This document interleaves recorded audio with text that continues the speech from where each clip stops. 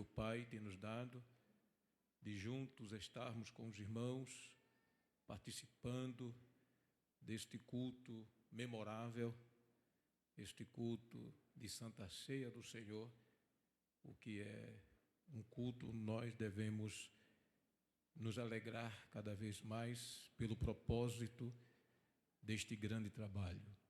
Eu quero agradecer também ao meu pastor Ailton José Alves, presidente da nossa igreja, pela oportunidade de nos enviar para estar aqui cooperando com os irmãos neste áureo trabalho. Pastor Sérgio Correia, servo de Deus, amigo, agradeço pelo convite, pastor. Deus abençoe. Prazer ver a irmã Josi, não é? E é muito bom estar aqui com os irmãos, é uma bênção. Aproveitei e passei a tarde na casa da irmã Thelma, minha irmã, vendo ela, o esposo, filhos, netos. Então a gente aproveita porque o corre-corre é grande quando a gente vem visitar o Brasil e é muita gente da família para visitar. Então eu disse ao pastor Sérgio, eu aproveito e vou lá, não é? Vou na casa da Thelma e dou um abraço nela e como a galinha que ela preparou e está tudo certo. Não é uma bênção, irmãos? É isso aí, muito bem. Muitos companheiros que estamos revendo, não é? Aqui é muito bom. E, em especial, o pastor Joabe Lourenço, né? Servo de Deus, que também esteve ali na missão. Deus abençoe o servo do Senhor, a sua esposa, os filhos, em nome do Senhor Jesus. Queridos irmãos, eu desejo convidar a igreja para lermos a palavra de Deus, um texto na palavra de Deus. Primeira carta do apóstolo São Paulo, escrevendo à igreja de Corinto, um texto por demais conhecido. Primeira carta de Paulo aos Coríntios,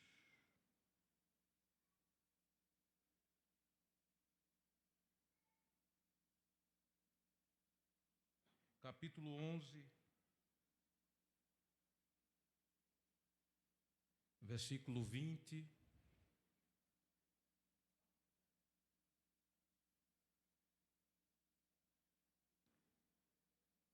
e depois do versículo 20, nós iremos ler o versículo 23 a seguir. O versículo 20 diz: de sorte que, quando vos ajuntais num lugar, não é para comer a ceia do Senhor. Versículo 23.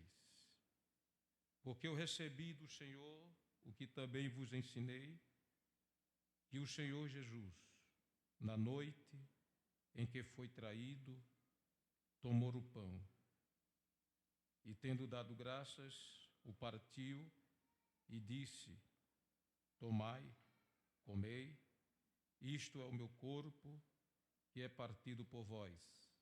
Fazei isto em memória de mim. Semelhantemente também, depois de ceiar, tomou o cálice, dizendo: este cálice é o novo testamento no meu sangue. Fazei isto todas as vezes que beberdes em memória de mim. Amém. Queridos irmãos, eu quero agradecer a esta igreja o compromisso que os irmãos têm aqui demonstrado com a obra missionária. Eu quero agradecer pelas orações que os irmãos têm feito em nosso favor. Quero agradecer pelas contribuições, pela fidelidade dos irmãos da igreja. E eu quero dizer a vocês de que nós estamos ali em Nampula, Moçambique, África, a mais de 10.000 quilômetros distante aqui do nosso estado de Pernambuco. mas nós ali não estamos só. Nós estamos abrigados sob a proteção de Deus através da oração desta igreja. Nós ali também temos o cuidado do nosso pastor, a forma zelosa como o servo do Senhor tem administrado a obra missionária, e nós louvamos a Deus pela vida do pastor Ailton e pela forma singular que o servo do Senhor tem administrado em pró da obra missionária. Há alguns anos atrás, eu conheci um casal de missionários preciosos. Eles são de uma outra convenção e nos encontramos no campo missionário e nos conhecemos e fizemos uma boa amizade. E em meio à conversa que nós mantemos, ele me disse uma coisa que eu faço questão de testemunhar para a igreja. Ele disse a mim assim, disse, pastor Gila,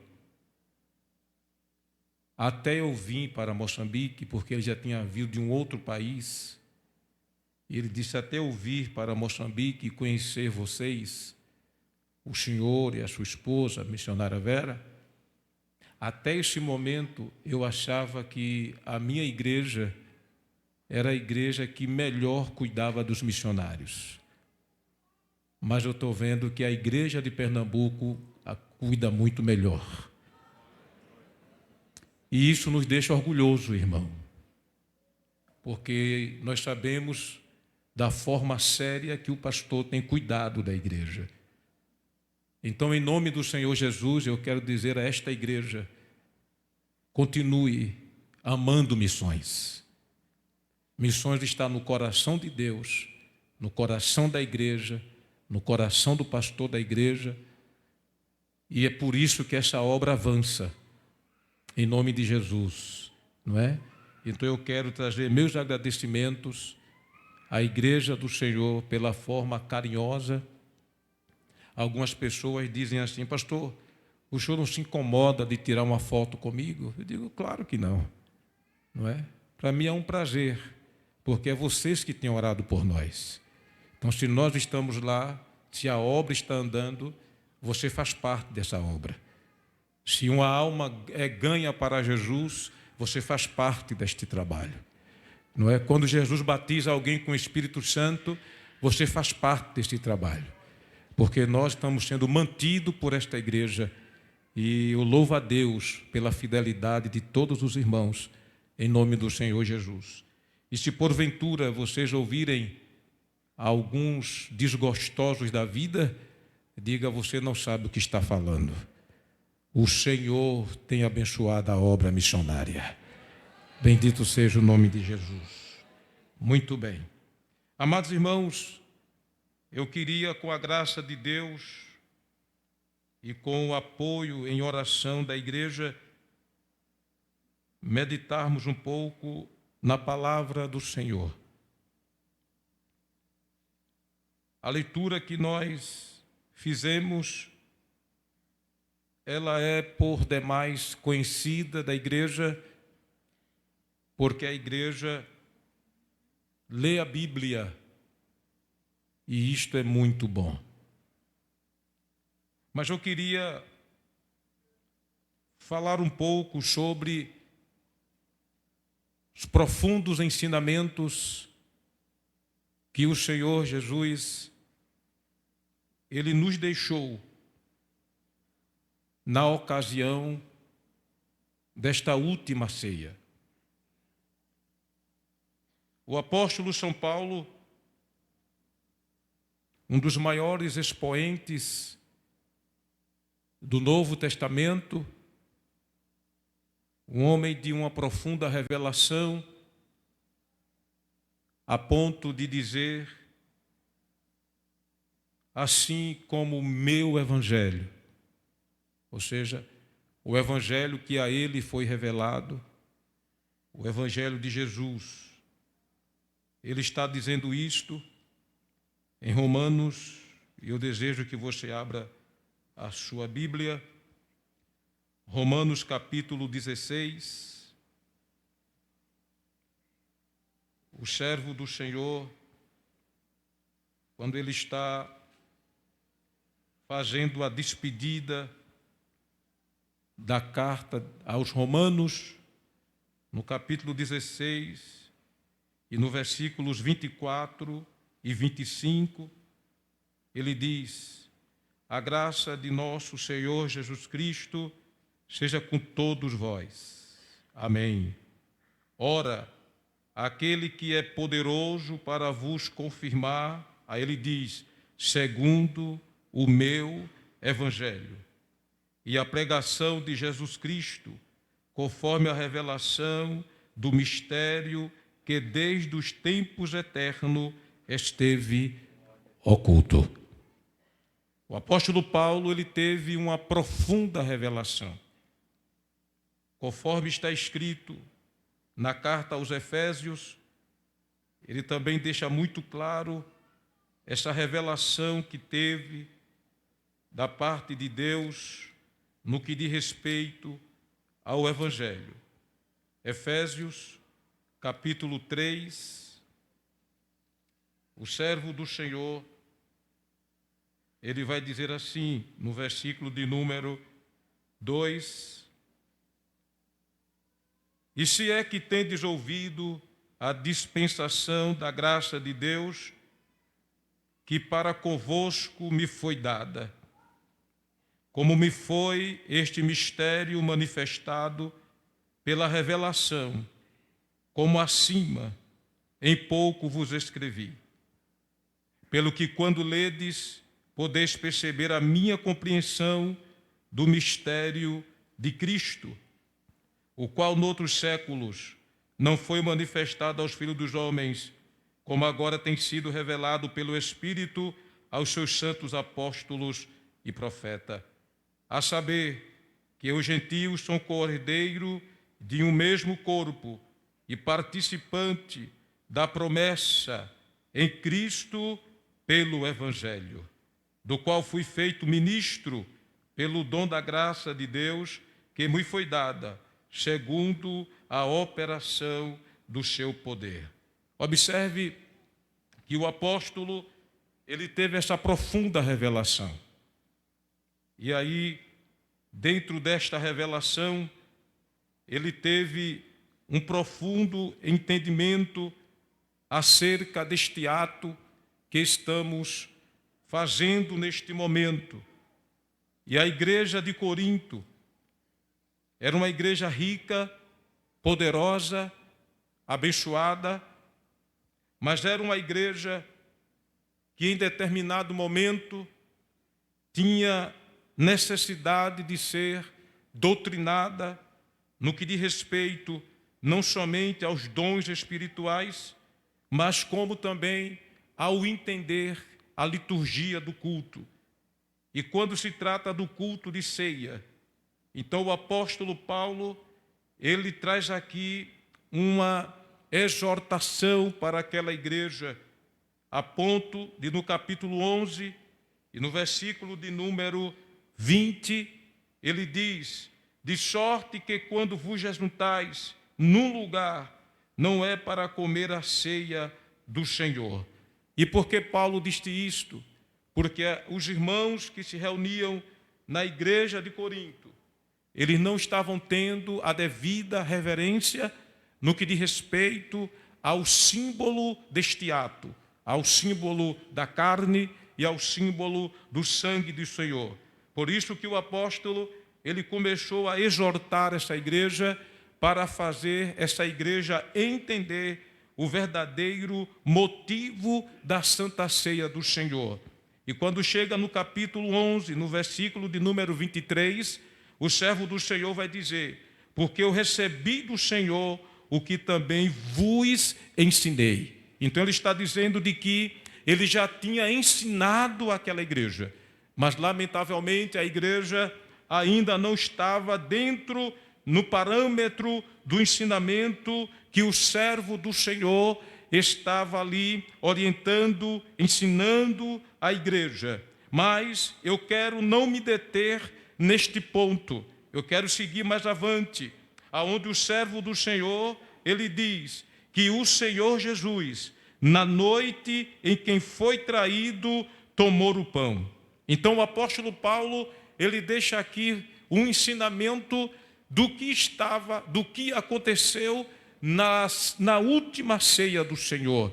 No último momento que o Senhor se reúne com os seus discípulos, então Paulo está dizendo que uma das coisas que chamou a atenção dele é que o Senhor, naquela noite, ele foi traído. Mas ele diz, na noite que ele foi traído, tomou o pão e, tendo dado graça, aí diz o servo do Senhor, o partiu e disse, tomai, comei, isto é o meu corpo que é partido por vós, fazei isto em memória de mim.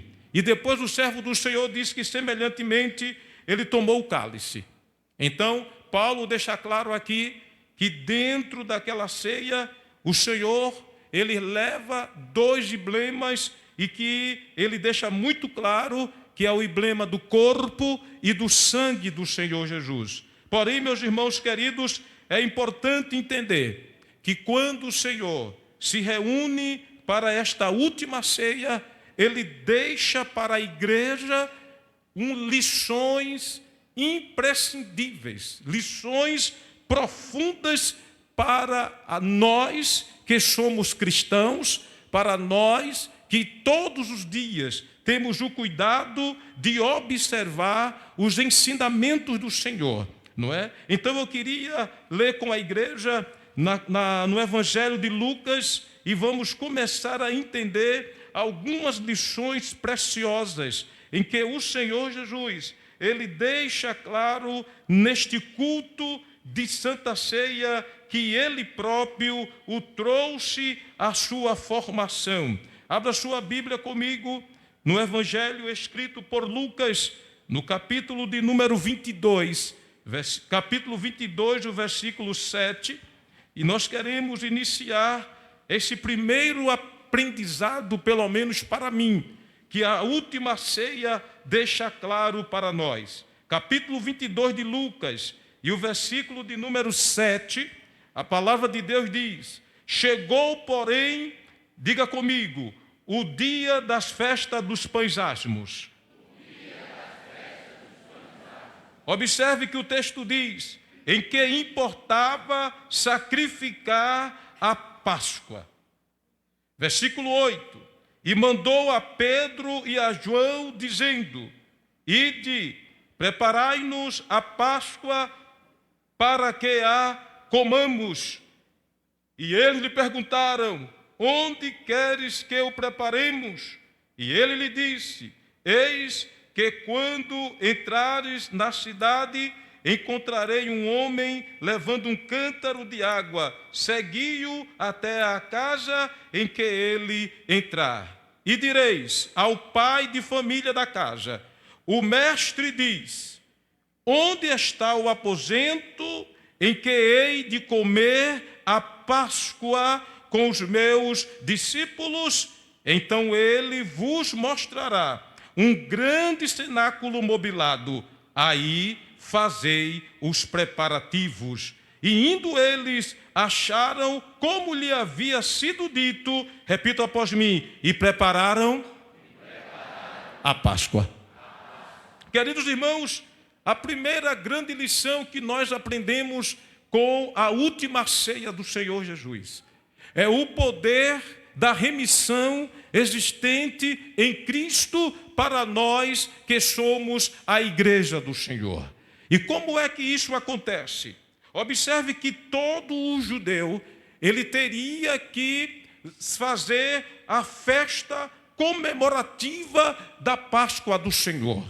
Existia e existe no calendário judaico 3 festas extremamente importantes e que Deus deu ordem dessas festas se perpetuar. E entre estas festas tem a festa da Páscoa ou dos pães asmos. Porém, irmãos queridos, é importante entendermos que como Jesus era judeu, ele precisava cumprir, primeiro porque ele era judeu, e ele tinha que cumprir o papel de celebrar a Páscoa, de comemorar a Páscoa, não é? Ele precisava fazer isto. E por outro lado, ele teria que comemorar a Páscoa, e a última Páscoa, e a Bíblia diz que o Senhor Jesus, ele estava desejoso de participar dessa Páscoa com os seus discípulos. Veja comigo o Evangelho de Mateus, não é? A leitura que se faz normalmente na leitura da ceia, Evangelho por Mateus, no capítulo de número 26. Por gentileza, abra sua Bíblia. Evangelho por Mateus, capítulo 26, o texto sagrado. Ele vai nos mostrar a visão do que o Senhor tinha em relação a este entendimento. Mateus nos diz, no versículo 17, e no primeiro dia da festa dos pães asmos, chegaram os discípulos junto de Jesus, dizendo, onde queres que preparemos a comida de quê, irmãos? Da Páscoa, não é? Versículo de número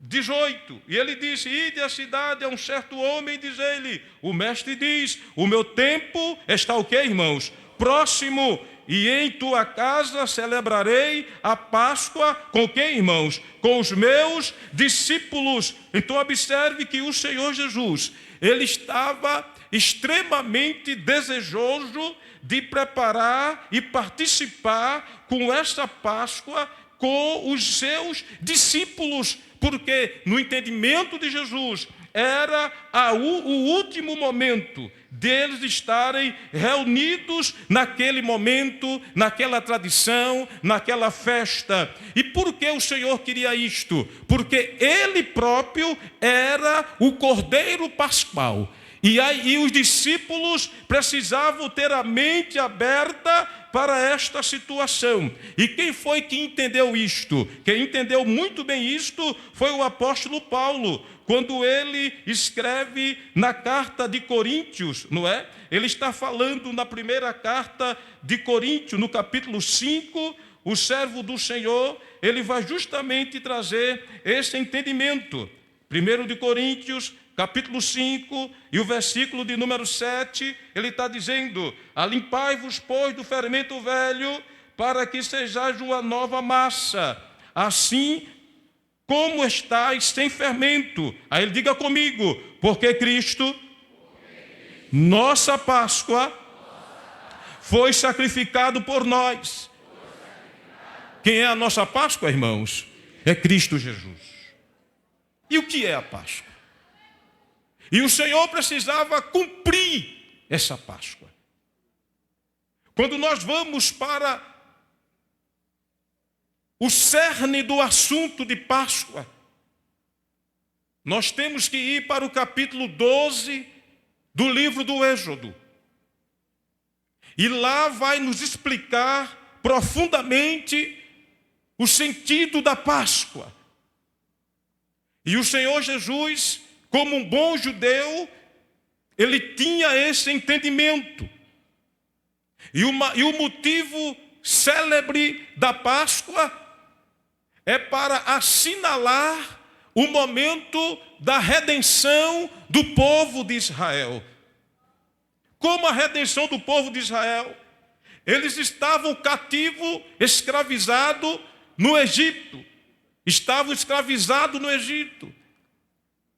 Porém, eles clamavam e pediam que Deus desse um Salvador, um libertador. Porém, para que Deus trouxesse esse libertador, foi necessário que o Senhor levantasse Moisés. E depois que Deus levanta Moisés, Deus agora age com mão forte. E quando Deus age com mão forte, Ele manda 10 pragas, para justamente essas pragas é uma afronta, é um juízo de Deus para que diz respeito à idolatria do Egito. Porém, o momento ápice da redenção do povo foi quando Deus disse a Moisés que ele iria preparar a Páscoa do Senhor. E como era que eles iriam preparar a Páscoa do Senhor? Aí o Senhor disse: olha, Moisés, vocês têm que ter o cajado na mão, vocês têm que ter as sandálias nos pés, vocês têm que estar com o lombo cingido. E aí vocês vão servir, preparar a Páscoa. E como vai ser a culinária dessa Páscoa? Aí Deus disse: vocês vão pegar um cabrito de um ano macho, e esse cabrito vocês vão matar, e o sangue desse cabrito vocês vão colocar no umbral da porta, e este sangue vai servir como um sinal, porque virá ordem para um anjo em que, aonde não houver o sinal do sangue no umbral da porta, vai entrar ali com autoridade para levar a morte, para matar. E matar quem? O primogênito daquela família. Então Moisés determina e as pessoas colocam ali o sangue daquele animal inocente que foi derramado para remir, para estar ali a marca, aonde quando viesse o anjo, que alguém chama o anjo da morte, não é? Que alguém acha que aquela morte ali é uma ação ou é um anjo que vai matando. Não, aquele anjo ele foi com uma função. E qual era a função que ele tinha? De tirar a vida, de levar a morte. Mas ele próprio não era a morte, ele era um mensageiro de Deus. Deus tem o anjo como mensageiro, e aquele anjo levava, e aonde ele passava, ele tirava o fôlego de vida do primogênito. Porém, quando chegava em uma casa que tinha a marca do sangue, então o anjo pulava aquela porta e seguia para outra. Eis aqui o maior entendimento de Páscoa. O que é Páscoa? É justamente isso, é passagem, é pular, é tirar de cima. Então quando o anjo, ele via o umbral da porta e passava por cima, isso aqui é Páscoa, isso é passagem. Ele não entrava naquela casa para levar a morte. Por quê? Porque lá estava a marca do sangue. Aonde tinha a marca do sangue, a morte através do anjo não entrava, porque ali tinha um sinal. O nome disso é remissão. O nome disso é Deus tratando com o seu povo, remindo. O que é remir? É tirar de uma condição de escravatura e colocar numa posição de bênção e uma bênção a qual o Senhor tinha determinado. E qual foi o que Deus determinou? Que depois da Páscoa o povo tivesse preparado. E preparado como? Porque ali a ordem já seria dada. Deus sabia que o faraó ia dizer: olha, não aguenta mais, mas livra o teu povo daqui, tira o povo daqui. E o povo tinha que estar preparado, porque Deus não adianta e nem atrasa. Porém, quando Ele manda a bênção, nós temos que estar preparados para receber a bênção do Senhor. Eu lembro-me de quando o Senhor falava comigo através da obra missionária. O Senhor dizia assim: prepare as malas. E na minha inocência, eu achava que preparar a mala era colocar roupa numa mala. Mas um dia o Senhor me fez entender que preparar a mala é eu me organizar, é eu estudar, é eu orar, é eu ler a Bíblia, é eu ser fiel a Ele e a minha igreja. Eu estou preparando uma mala, porque quando a bênção chegar, quando o dia que Ele determinar chegar, vamos nos encontrar preparados. Alguém vai dizer assim: pastor, para que eu seja missionário, eu preciso preparar. Não é preciso não, porque Deus vai mandar tudo. Escute uma coisa, Deus faz a parte dele. Mas o que Ele disse a Moisés foi: Moisés, se prepare, cinja os lombos, calce o sapato, coloque a roupa. Meus irmãos, tem coisa que é Deus que faz, mas tem coisa que Ele quer que a gente faça. Bendito seja o nome do Senhor. Aleluia.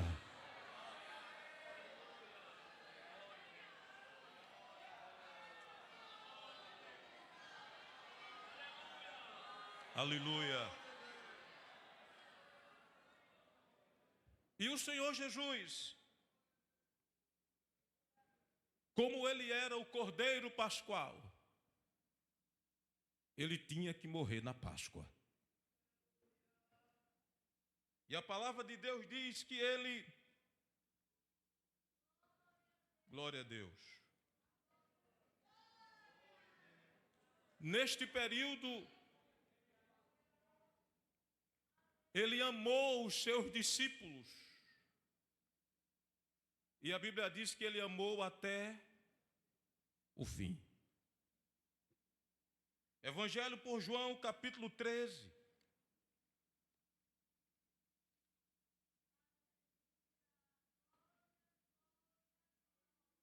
Versículo 1.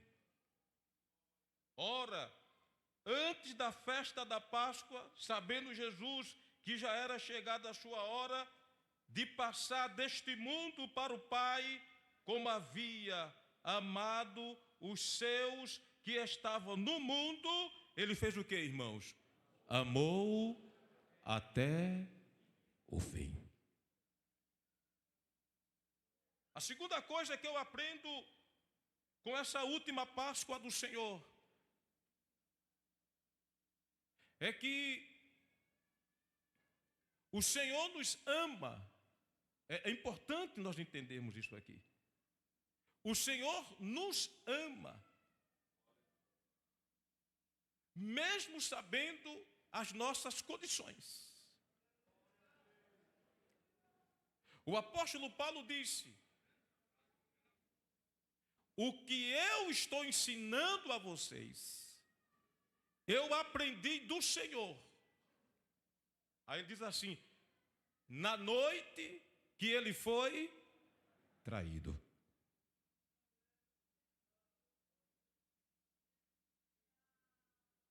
No capítulo 13 de João, o versículo 1, ele vai dizer: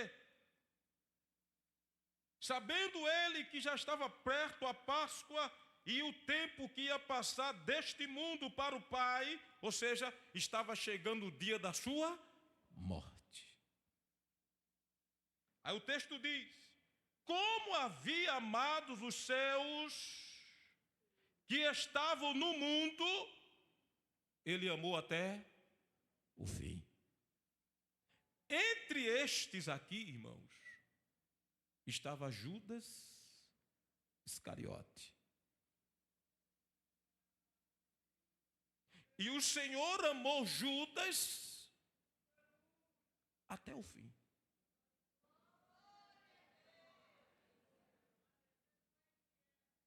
Observe comigo como ele sabia. Abra sua Bíblia no Evangelho de Lucas, capítulo de número 22.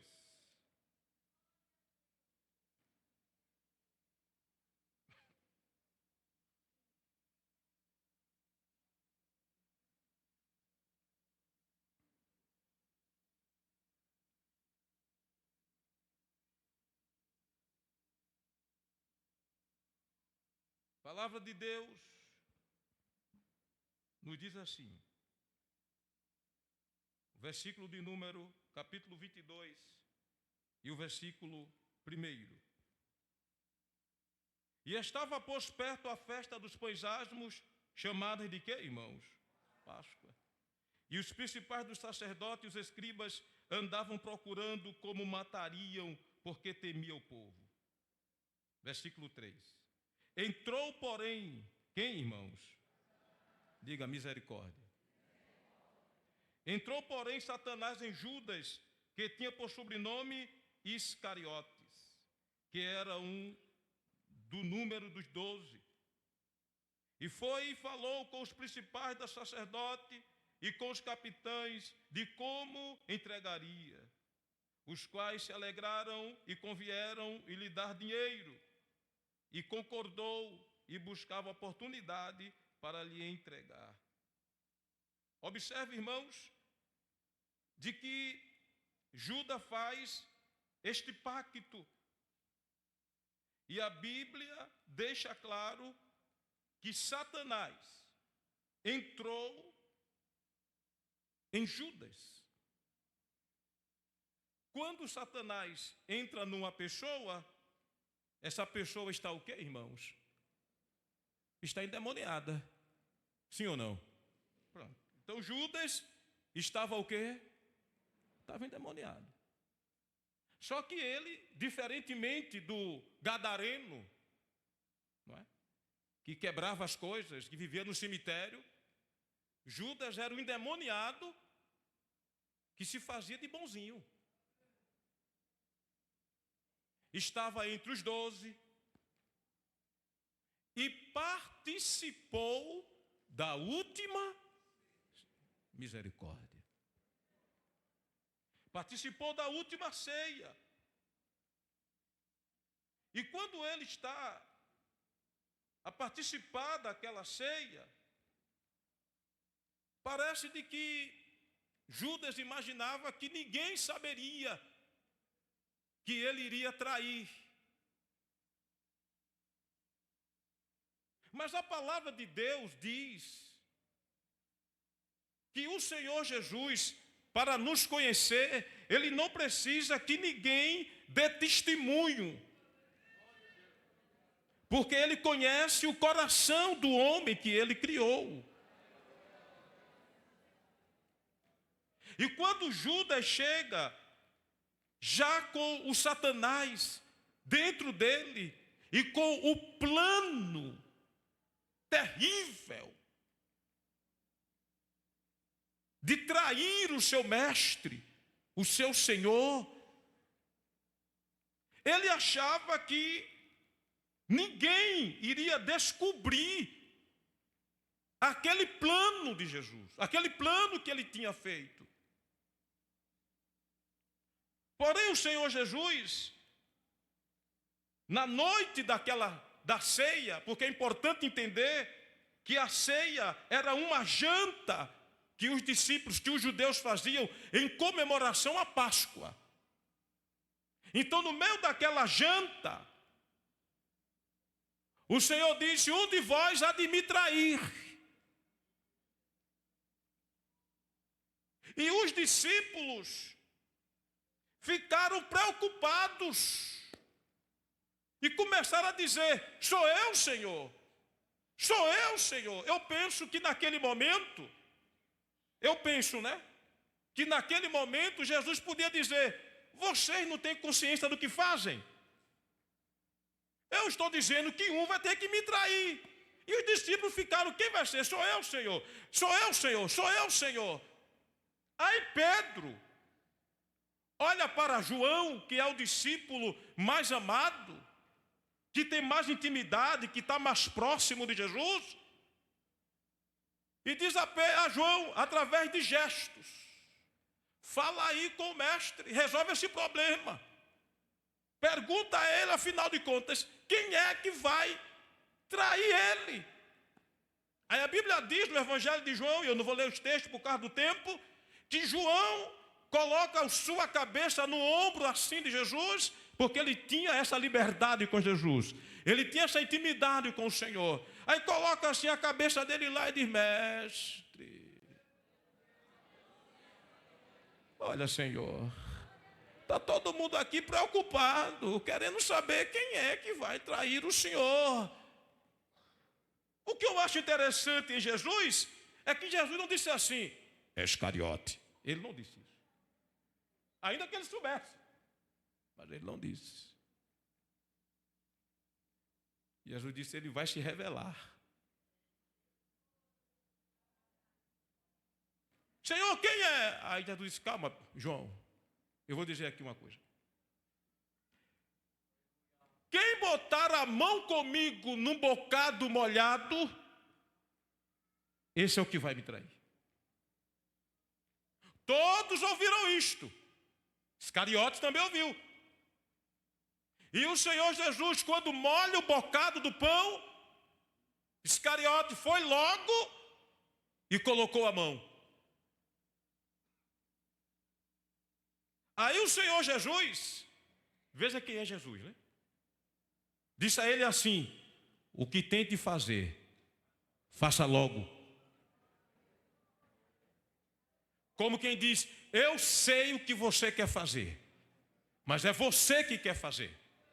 Então, se tem que fazer, faça logo. Aí os discípulos disseram assim: não, ele está falando com os Iscariotes, é porque ele tem a bolsa e ele está pedindo para comprar alguma coisa. É porque tem gente que não está entendendo nada.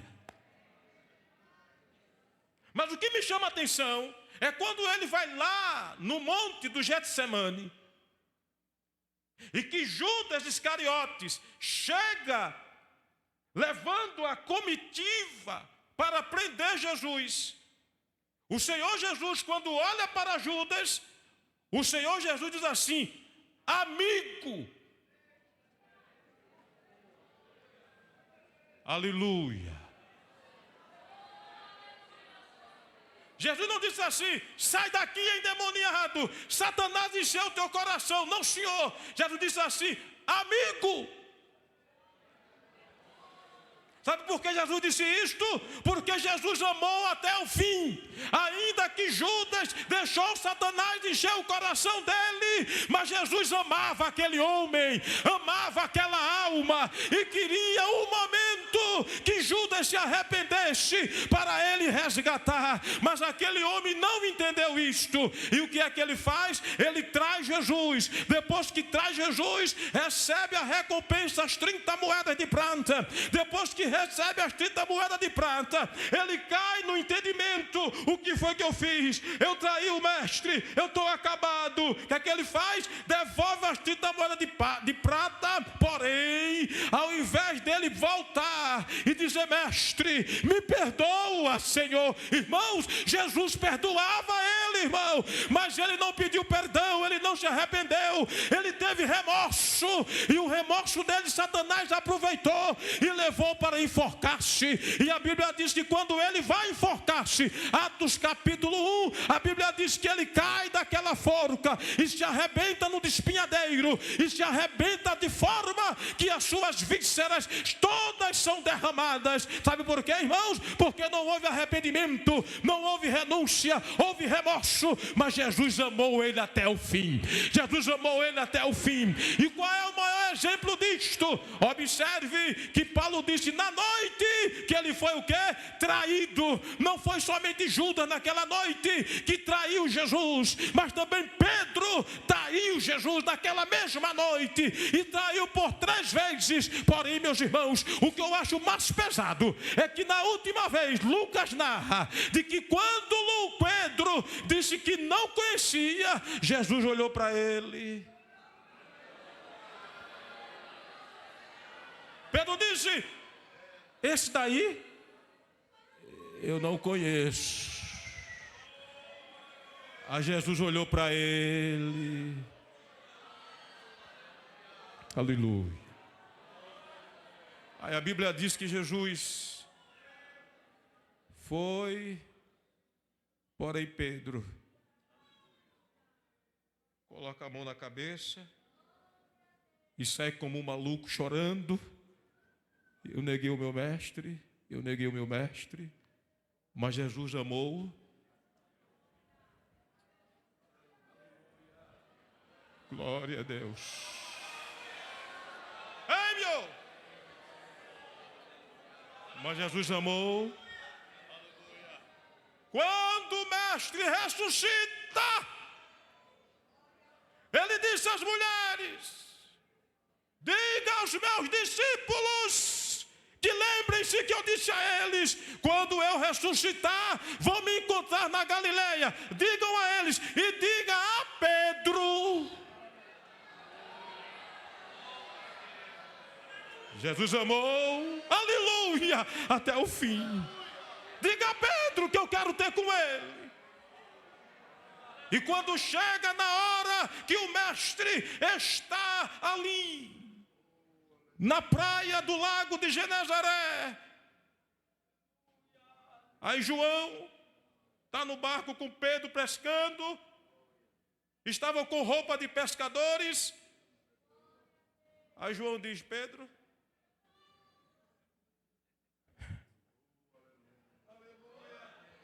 olha lá na praia, tu conhece aquele, Pedro?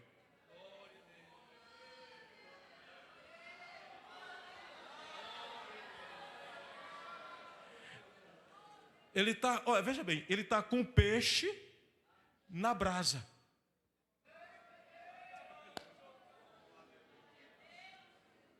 Mas Pedro, vê o semblante dele. É o Senhor. É o Senhor, é o Senhor. E nós estamos assim, mergulha, mergulha. Vamos a nado.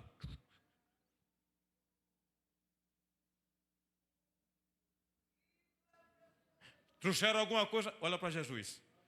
Trouxeram alguma coisa? Traga os peixes de vocês para juntar aqui, para a gente fazer aqui uma janta. E Pedro?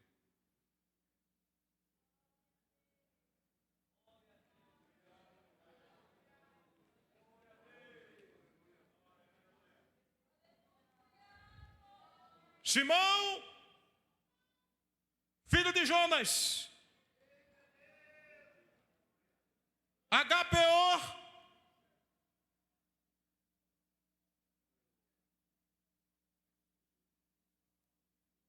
filhos, tu sabes, filhos, Senhor. Simão, filho de Jonas, HPO, amas-me com amor sacrificial?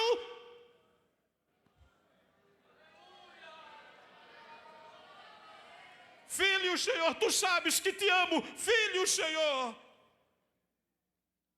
Você não entendeu. Simão Bar-Jonas, filho de Jonas, tu me amas, amas-me com amor a ponto de sacrificar por mim? Pedro disse, Senhor, tu sabes tudo.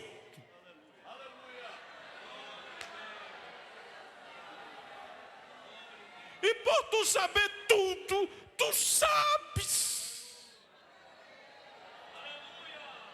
que mesmo que eu, naquela noite, eu traí o Senhor, eu neguei o Senhor, mas tu sabes.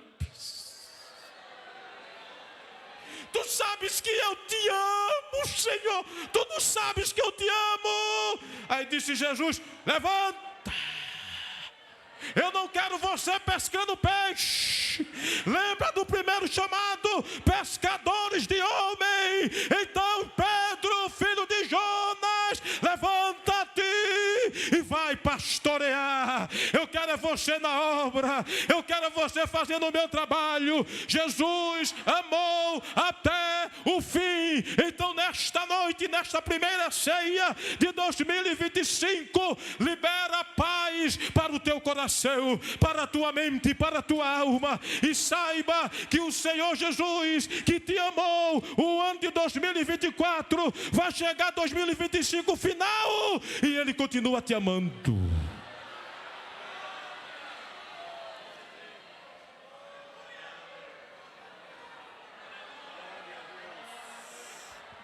Glória a Deus, você pode exaltar a Ele, glorifique a Ele.